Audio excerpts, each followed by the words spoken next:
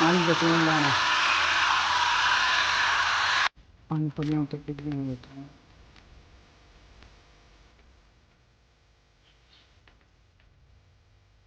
पर से त्यान चांद बारी बार कैन जोड़ देना आए रख देना।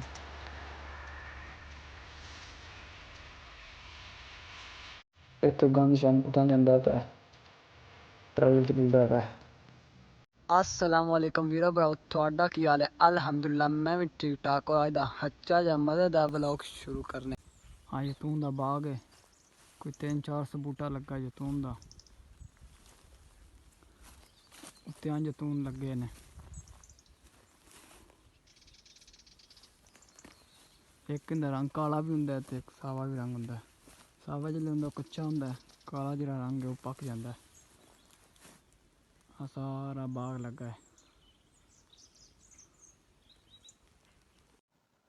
आ मशीन जैतून लाने वाली है और मशीन की तार है। ये तार बैटरी नाल अटैच हुंदी है, बैटरी चलती है।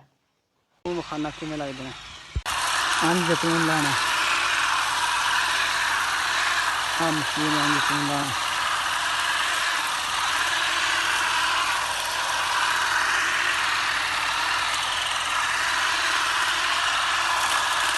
अज पलियां उत्ते डिग्गी होना जैतून।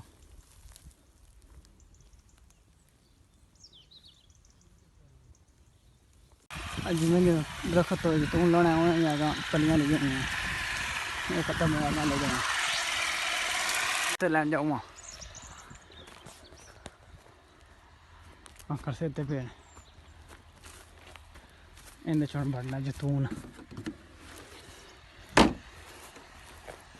जैतून कट्ठा करना है या उसको गंद शान दे पत्ते शत्ते बाहर करना है, आए कट्ठा कर लेना तो घर से चांद भर भर कैन जोड़ देना आए रख देना।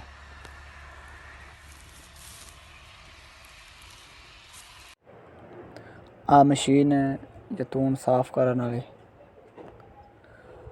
वड्डे खरसेते च जैतून साफ हुंदा पै, दूजी पासे पत्ते शत्ते निकलदे पे गंद शंद और वजन तोलदा पे। जैतून साफ हो रहा है। इतो गंद शंद उतां जांदा पे ट्राली च निकलदा पे। आज का व्लॉग यहीं ख़त्म करते हैं, इंशाल्लाह अगले व्लॉग में मिलेंगे।